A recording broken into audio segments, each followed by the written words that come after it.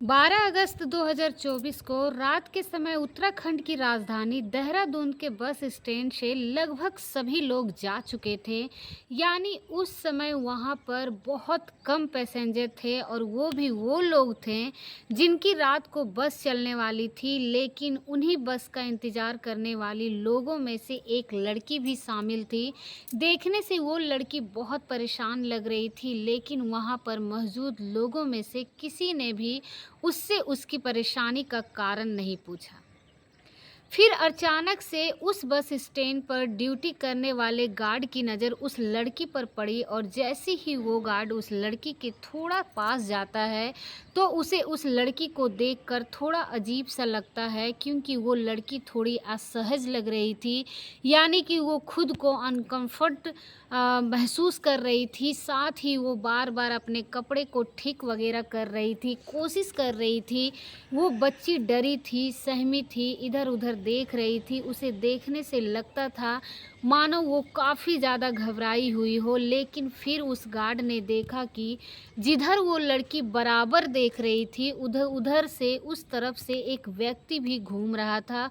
वो लड़की बार-बार उसी व्यक्ति को देख रही थी और खुद को बहुत ज़्यादा अनकंफर्टेबल महसूस कर रही थी। अब उसको भी लगने लगा था कि यहाँ पर कुछ ना कुछ गड़बड़ ज़रूर है और हो सकता है यह व्यक्ति ही बच्ची को परेशान कर रहा हो, क्योंकि उस लड़की की उम्र देखने से 15 साल के आसपास लग रही थी। उसकी मानसिक स्थिति भी ठीक नहीं लग रही थी। इससे पहले कि गार्ड उससे कुछ पूछ पाता, तभी उस लड़की ने गार्ड से कहा कि मुझे पंजाब के पटियाला शहर जाना है। यहाँ से पंजाब के लिए बस कितनी देर में आएगी? और शायद अगर वो लड़की उस गार्ड से बस के बारे में ना पूछती और ना उस समय उस लड़की को पटियाला जाने वाली बस मिलती, तो शायद ये इतनी बड़ी घटना बस एक राज ही बनकर रह जाती। खैर, गार्ड को उसकी हालत कुछ ठीक नहीं लग रही थी, इसीलिए गार्ड तुरंत चाइल्ड हेल्पलाइन नंबर 1098 पर कॉल कर देते हैं और उनसे कहता है कि सर, यहाँ यहाँ दोन आईएसबीटी के प्लेटफॉर्म नंबर 12 पर एक नाबालिग लड़की खड़ी है। मुझे उसकी हालत थोड़ा अजीब लग रहा है, इसीलिए आप एक बार यहाँ आकर देख लीजिए। हो सकता है शायद आपको इसकी हालत को देखकर बेहतर तरीके से समझ सके। सूचना मिलते ही चाइल्ड वेलफेयर की टीम बस स्टैंड पर पहुंचती है। फिर कुछ देर के बाद पुलिस भी वहां पर पहुंचती है और उस गार्ड से लड़की के बारे में पूछने लगते हैं। गार्ड ने उस लड़की को जिस कंडीशन में देखा था, वो सारी चीज़ें उसने पुलिस वालों को बता दी। इसके बाद पुलिस उस लड़की के पास पहुंचती है और जब पुलिस वालों ने उस लड़की को देखा, तो उन्हें भी पहले नज़र में यही लगता कि इस बच्ची के साथ यहाँ पे ज़रूर कुछ तो गलत हुआ है। हो सकता है जो व्यक्ति वहाँ पर घूम रहे हैं, उनमें से कोई उसे परेशान कर रहा हो। खैर, जब पुलिस वाले और चाइल्ड वेलफेयर कमेटी के लोग उनके पास पहुंचते हैं, तो वो लोग उनसे बात करने की कोशिश करने लगते हैं। लेकिन जब पुलिस वाले उस लड़की की बात करने की कोशिश करते हैं, तो वो लड़की उन्हें देखकर बहुत ज़्यादा घबरा जाती है। उसके पास जो बैग था, वो उस बैग से बैग से लेके पट जाती है और इतने सारे मर्दों को अपने सामने देखकर काँपने लगती है। तो पुलिस वाले तुरंत समझ जाते हैं कि ये ज़रूर आदमियों से घबरा रही है, इसीलिए जेंट्स पुलिस पीछे चले जाते हैं और फिर केवल महिला पुलिस ऑफिसर ही उसके पास रह जाती है। वो उस लड़की से बात करने की कोशिश करती है। लेडी पुलिस ऑफिसर उससे पूछती है कि बेटी, तुम कहाँ की रहने वाली हो और तुम कहाँ जा रही हो, कहाँ जाना चाहती हो? तो उस लड़की ने बताया कि पंजाब के पटियाला शहर जाना चाहती हूँ, क्योंकि वो बच्ची बहुत ज़्यादा घबराई हुई थी। इसीलिए उस लेडी ऑफिसर ने उससे पूछा कि बेटी, क्या तुम यहाँ पर अकेली आई थी या फिर तुम्हारे साथ कोई और भी था जो तुम्हें अपने साथ लेकर यहाँ आया था?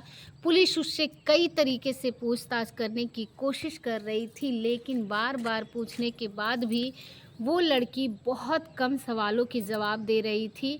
फिर भी पुलिस वालों को इतना तो समझ आ ही गया कि ये लड़की ज़रूर किसी बड़ी मुसीबत में है, इसीलिए वो लोग उसे अपने साथ गाड़ी में बैठाकर पुलिस स्टेशन ले जाते हैं, क्योंकि उस समय उस लड़की को बहुत ज़्यादा भूख लगी थी।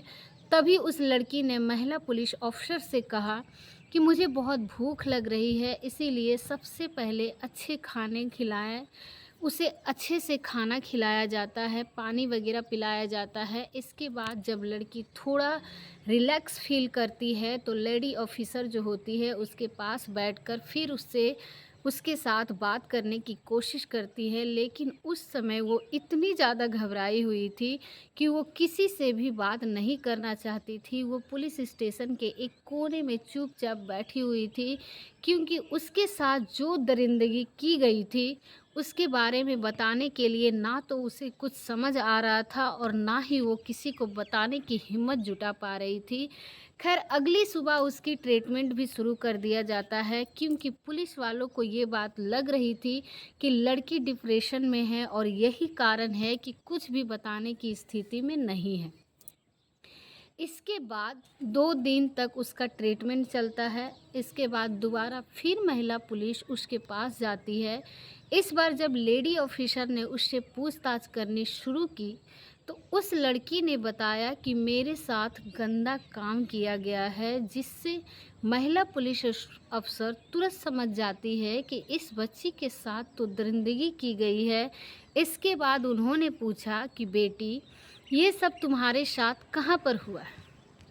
तो वो लड़की उन्हें बताने की कोशिश करने लगती है, लेकिन जब वो उन्हें अपने साथ हुई हैवानियत के बारे में बता रही थी, इसी बीच में वो ज़ोर-ज़ोर से रोने लगती है, क्योंकि वो महिला पुलिसकर्मी थी, इसीलिए उसकी हालतों को काफ़ी अच्छे से समझ रही थी। इसके बाद उन्होंने उस बच्ची को चुप कराया और उसे दिलासा देते हुए कहा कि बेटा, तुम डरो मत। अब सब कुछ ठीक हो जाएगा, तुम्हें घबराने की कोई ज़रूरत नहीं है और जो कुछ भी तुम्हारे साथ हुआ है उसे भी छोड़ो, हम लोग उसके बारे में भी बात नहीं करेंगे। वो लोग जैसे-तैसे कर उस बच्ची को शांत कराते हैं, उसके बाद अगले दिन दोबारा से उससे पूछताछ करते हैं, तो वो लड़की बताती है कि उसके साथ कई लोगों ने मिलकर गंदा और घिनौना काम किया। यानी कि उसके साथ गैंग रेप हुआ था और इसके बाद पुलिस वालों को पता चलता है कि उसके साथ ये हैवानियत उत्तराखंड के देहरादून बस स्टैंड पर हुई है। अब क्योंकि वो बस स्टैंड था, इसीलिए वहाँ पर कई सीसीटीवी कैमरे भी लगे हुए थे। इसके बाद पुलिस फिर से बस स्टैंड पर पहुँचती है, क्योंकि वो लड़की उन्हें वहीं पर मिली थी। इसीलिए पुलिस अपनी इन्वेस्टिगेशन भी वहीं से शुरू करते हैं और इन्वेस्टिगेशन के दौरान जब सीसीटीवी कैमरा को चेक कर दिया जाता है, पुलिस वालों ने देखा कि वहाँ बस स्टैंड पे उस लड़की के आसपास काफ़ी लोग घूम रहे थे। फिर थोड़ी देर बाद धीरे-धीरे लोग कम होने लगते हैं और आखिर में जब वो लड़की उस बस स्टैंड पर अकेली रह गई थी, तो उस समय एक व्यक्ति उस लड़की के आस-पास घूमता हुआ नज़र आ रहा था और वो बार-बार उस बच्ची को देख रहा था। इसीलिए वो व्यक्ति पुलिस को भी संदिग्ध लग रहा था और जब उन लोगों ने वो सीसीटीवी फुटेज पर उस लड़की को देखा है, तो वो लड़की उस व्यक्ति को तुरंत पहचान लेती है और उसे देखकर वो लड़की दोबारा फिर से रोना शुरू कर देती है। वो कहती है कि हाँ, ये वही दरिंदा है, लेकिन इसके अलावा और भी लोग थे। इसके बाद पुलिस वाले उस वीडियो फ़ोटो से उस व्यक्ति को फ़ोटोज़ निकलवाते हैं और फिर से बस स्टैंड पर पहुंचते हैं। वहां बस अड्डे में जितने भी लोग काम करते थे, उन सब को वो फ़ोटो दिखाया जाता है। उनसे पूछा जाता है कि क्या तुमने इस व्यक्ति को देखा है? तो उनमें से ज़्यादातर लोगों ने कहा कि हाँ, हम इस व्यक्ति को बहुत अच्छी तरह से जानते हैं। उस व्यक्ति का नाम और एड्रेस पता करने के बाद पुलिस तुरंत उसे अरेस्ट कर लेती है। इसके बाद पुलिस उससे पूछताछ करती है और कहती है कि अब तुम्हें हमें पूरी बात बताओ कि आखिर तुम लोगों ने उस 15-16 साल की नाबालिग लड़की से के साथ क्या किया था और इस काम में तुम्हारे साथ कौन-कौन लोग शामिल थे।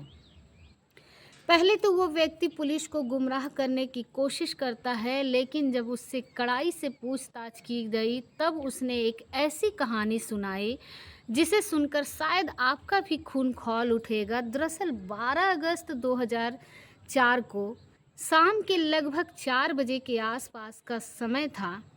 दिल्ली के कश्मीरी गेट पर एक लड़की खड़ी हुई थी और वहाँ पर मौजूद लोगों से पूछ रही थी कि भैया मुझे पंजाब के पटियाला जाना है, वहाँ जाने के लिए मुझे कौन सी बस पकड़नी चाहिए, क्योंकि उस आईटीबीटी में सैकड़ों नहीं बल्कि हज़ारों बस खड़ी रहती है और वहाँ बसें अलग अलग दिशा में अलग अलग शहरों में जाती है। इसीलिए वो लड़की थोड़ा कंफ्यूज थी कि पटियाला जाने के लिए मैं किस बस में बैठूं। लेकिन वो लड़की जिस व्यक्ति से बस के बारे में पूछ रही थी, दरअसल वो भी एक बस का ड्राइवर था।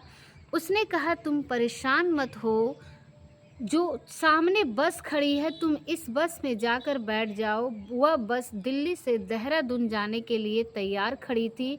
उस लड़की उस बस में बैठ लिया जाता है। उससे कहा जाता है कि तुमको किराया देने की भी कोई ज़रूरत नहीं है। जब तुम्हारा स्टॉप आएगा तो मैं तुम्हें बता दूंगा, तुम वहाँ पे उतर जाना। इसके बाद धीरे धीरे वो बस चलने लगती है और फिर वो बस रात करीब 10:30 बजे के आसपास उत्तराखंड की राजधानी देहरादून बस स्टैंड पर जाकर रुक जाती है। क्योंकि वो बस का आखिरी स्टॉप था, इसीलिए सभी लोग एक एक करके उस बस से नीचे उतरने लगते हैं। और जब सारी सवारियां वहां से चली जाती है तो वो लड़की वहां पर अकेली रह जाती है। इसके बाद उस बस का कंडक्टर और ड्राइवर उस लड़की के पास जाते हैं और उससे कहते हैं कि पटियाला यहाँ से थोड़ी ही दूर है, लेकिन उसके लिए तुम्हें यहाँ से दूसरी बस पकड़नी पड़ेगी।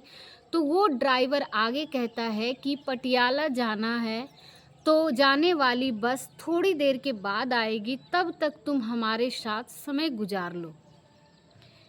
इसके बाद वो दोनों कंडक्टर और ड्राइवर फिर लड़की को दिल्ली की कश्मीरी गेट से अपनी गाड़ी में बिठाकर यहाँ लाए थे और जिसकी उम्र अभी लगभग 15 से 16 साल के आसपास ही थी, उस लड़की को बस के पीछे वाली सीट पर लेकर जाते हैं। फिर उसके शरीर के अलग अलग हिस्से को छूने की कोशिश करने लगते हैं, उसे परेशान करने लगते हैं और धीरे धीरे उसके कपड़े उतारकर वो दोनों उसके साथ गंदा और घिनौना कृत्य करने लगते हैं।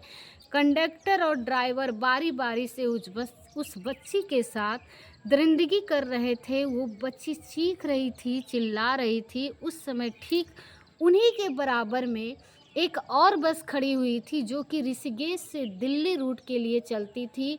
जब उस लड़की की चीखें वहां तक पहुंचती है तो उस गाड़ी के अंदर जो भी ड्राइवर बैठे हुए थे, लड़की की चीखने की आवाज़ें सुनकर वो दोनों भी कुछ देर के बाद उस गाड़ी में आते हैं और वहां पर वो देखते हैं कि उस गाड़ी में एक लड़की बुरी हालत में पड़ी हुई है और उस बस का कंडक्टर और ड्राइवर उस लड़की के साथ गंदा और घिनौना काम कर रहे हैं।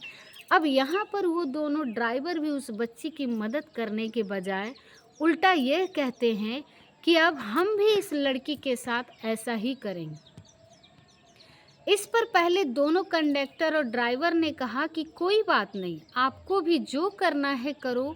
इस तरह की लगभग 2 घंटे का समय बीत जाता है। उस लड़की के साथ लगातार ऐसे ही गंदा और घिनौना कृत्य होता रहता है, यानी वो चारों उस लड़की के साथ बारी बारी से बलात्कार करते हैं। और जब उस गाड़ी का कंडक्टर जो उस लड़की को दिल्ली से अपने साथ लेकर आया था, वो कहता है कि मेरे पास टिकट के कुछ पैसे हैं, मैं ये पैसे कैशियर के पास जमा करके आता हूँ। और इतना कहकर वो कंडक्टर चला जाता है और इधर ये तीनों हैवान ड्राइवर उस लड़की के साथ दरिंदगी करते रहते हैं। उधर कंडक्टर कैशियर के पास जाता है और जो टिकट के पैसे उसने पैसेंजर से यानी कि यात्रियों से कलेक्ट किए थे उन्हें जमा कराने जा लगता है। लेकिन तभी कैशियर उससे कहता है कि तुम्हारी गाड़ी तो दिल्ली से रात 10:30 बजे के आसपास बस स्टैंड पे आ चुकी थी, तो फिर तुम 2-2.5 घंटे के बाद कैश जमा कराने क्यों आए हो?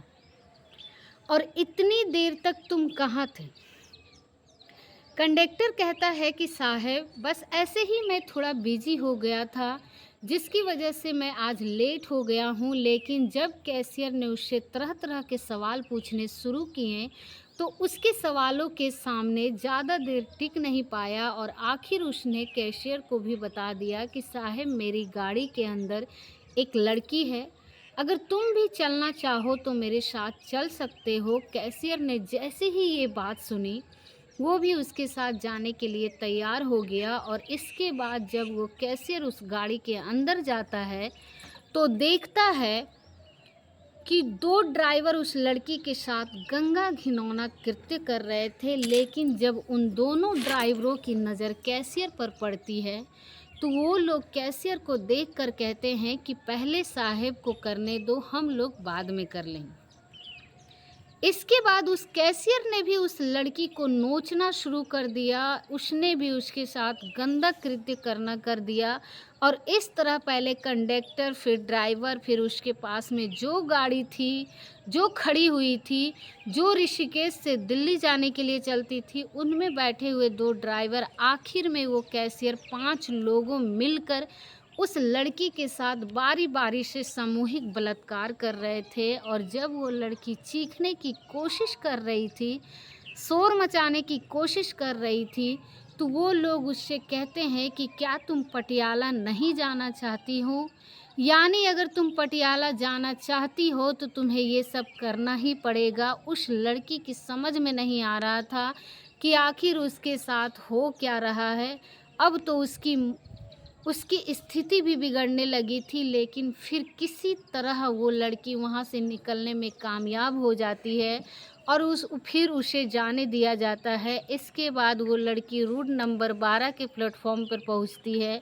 वहाँ खड़ी होकर वहाँ बस का इंतज़ार कर रही थी। वही पास में ही एक व्यक्ति मैगी बना रहा था, लेकिन फिर अचानक वहाँ पर मौजूद की नज़र उस लड़की पर पड़ती है। देखता है एक संदीप व्यक्ति जो कि कंडक्टर था, वो उस लड़की के इर्द-गिर्द घूम रहा था और बार-बार उस लड़की के करीब जाने की कोशिश कर रहा था। दरअसल उस कंडक्टर को अब डर सताने लगा था कि कहीं वो लड़की किसी को कुछ बता ना दे, इसीलिए वो उसे वहाँ से हटाना चाहता था ताकि वो लड़की लोगों के बीच में ना जाए। लेकिन तभी गार्ड ने बड़ी होशियारी और सूझबूझ के साथ 1098 पर फ़ोन कर दिया और इसके बाद CW यानी चाइल्ड वेलफेयर कमेटी के लोग वहां पहुंचते हैं।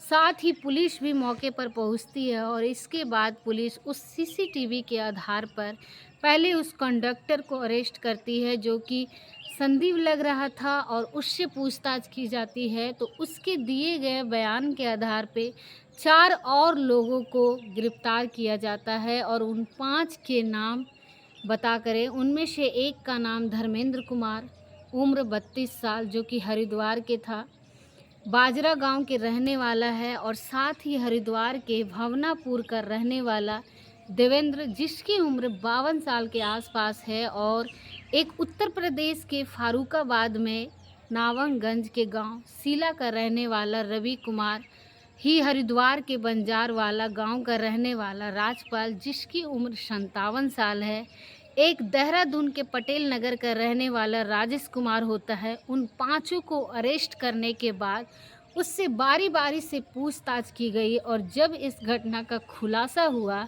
तो इस घटना के बारे में सुनकर पुलिस वाले भी सिहर गए थे। इसके बाद एसएसपी राजेश कुमार द्वारा उन पांचों के खिलाफ 17 अगस्त 2024 को एफआईआर दर्ज कर ली गई थी। लेकिन सबसे बड़ा सवाल ये था कि आखिर वो लड़की कौन थी, कहाँ की रहने वाली थी। जब इस बारे में उस लड़की से पूछा गया कि वो कहाँ की रहने वाली है, इस पर लड़की ने बताया था कि वो पंजाब की पटियाला की रहने वाली है। लेकिन जब पुलिस जांच पड़ताल करती है तो पता चलता है वो लड़की उत्तर प्रदेश के ज़िला मुरादाबाद के बूंडापारा थाना क्षेत्र के किसी गांव की रहने वाली है। इसके बाद देहरादून पुलिस ने मुंडापारा क्षेत्र के उस गांव में जाकर उस लड़की के माता और पिता से संपर्क किया। हालांकि अभी तक वो लड़की कहाँ रह रही है, ये माँ और बाप दोनों मर चुके हैं, जबकि उसके माँ और बाप अभी जिंदा हैं और उसका एक भाई भी है जो रामपुर में मज़दूरी करता है। और जब उस लड़की के माता-पिता से पूछा गया कि तुम्हारी लड़की कहाँ है? तो उन्होंने बताया कि करीब 12 दिन पहले वो लड़की अचानक घर से निकल गई थी। हालाँकि इससे पहले भी 1-2 बार वो घर से निकल गई थी, लेकिन हर बार वो लोग उसे जल्दी ही ढूँढ लेते थे और उनका कहना है कि इस बार हमें पता ही नहीं चल सका कि वो कब कैसे निकल गए। हमने उसे हर जगह तलाश करने की कोशिश की। इसके बाद लड़की के माता-पिता उसे लेने के लिए देहरादून पहुँचे, लेकिन लड़की ने अपने माँ-बाप के साथ जाने से साफ इनकार कर दिया। कहा कि मुझे इनके साथ नहीं जाना है। पुलिस जाँच में ये भी पता चला कि उस लड़की के माँ-बाप के भी मानसिक स्थिति अच्छी नहीं थी और वो लोग भी अपनी बेटी को लेकर काफ़ी समय से बहुत ज़्यादा परेशान रहते हैं। वो लड़की जिसके साथ 5 लोगों ने सामूहिक बलात्कार किया था, उसको तो ठीक से ये भी नहीं पता था कि उसके साथ इतना गंदा और घिनौना कृत्य हुआ है। हालाँकि उस लड़की का अभी इलाज चल रहा है, साथ ही उसे अभी फ़िलहाल निकेतन में रखा गया है, ताकि उसकी मानसिक स्थिति कुछ ठीक हो सके। और उसकी कई बार काउंसिल भी कराई जा रही है और इस घटना से संबंधित अन्य आरोपियों के बारे में भी जानकारी जुटाने की कोशिश की जा रही है। पुलिस का कहना है कि हो सकता है इस घटना में 5 से ज़्यादा लोग शामिल हो रहे हो। साथ ही पुलिस का ये भी कहना है कि इस मामले को फर्स्ट ट्रैक कोर्ट में चलाया जाए और आरोपियों को कम से कम समय में कड़ी से कड़ी सज़ा दिलाने की कोशिश की जाए, ताकि समाज में इंसानों के रूप में घूम रहे हैवान को ये संदेश दिया जा सके कि बुरा काम करने वालों को किसी भी तरह छोड़ा नहीं जाएगा। लेकिन इस लड़की के साथ जो होता है, उस घटना को सुनाने के बाद कई तरह के सवाल खड़े हो जाते हैं। यानी कि एक तरफ अभी पश्चिम बंगाल की राजधानी कोलकाता में ट्रेनी डॉक्टर की घटना को लेकर पूरे भारत देश में बवाल हुआ था। इंसाफ के लिए धर्म प्रदर्शन भी किए जा रहे हैं, लेकिन ऐसा लगता है कि इस तरह का गंदा और घिनौना काम करने वाले लोगों को शायद अब कानून का कोई डर नहीं रहा, क्योंकि कोलकाता केस के ठीक 3 दिन बाद देहरादून में भी इसी तरह की दरिंदगी की वारदात हो जाना, ये अपने आप में एक बहुत बड़ा सवाल है। और कुछ इन दोनों लड़कियों के साथ हुआ वो वाकई बहुत भयानक है, डराने वाला है। लेकिन सबसे अजीब बात यह है कि इन 5 लोगों में से 2 की उम्र 50 साल से भी ज़्यादा है। क्या उन्हें उस बच्ची के साथ ऐसी दरिंदगी करते हुए एक बार भी इस बात का ख्याल नहीं आया कि ये लड़की उनकी बेटी की उम्र की हो या उनकी पोती की उम्र की हो, जिसे वो लोग सारी रात नोच कर उसकी इज्जत को तार-तार करते रहे। खैर फिलहाल पुलिस ने उन सभी आरोपियों को जेल भेज दिया है। साथ ही पुलिस का कहना है कि आरोपियों को जल्द से जल्द कोर्ट द्वारा कड़ी से कड़ी सज़ा दिलाई जाएगी। दोस्तों, इस घटनाक्रम को सुनाने का उद्देश्य किसी को परेशान करना नहीं, किसी का दिल दुखाना नहीं, बल्कि आपको जागरूक करना है, आपको सचेत करना है। और उम्मीद करते हैं कि आपको ये वीडियो बहुत ही ज़्यादा पसंद आया होगा। और अगर अभी तक आपने हमारे चैनल को सब्सक्राइब नहीं किया है, तो हमारे चैनल को सब्सक्राइब कर वीडियो को लाइक ज़रूर करें। मिलते हैं ऐसे ही किसी नए वीडियो के साथ, तब तक के लिए आप सभी लोगों का बहुत बहुत धन्यवाद।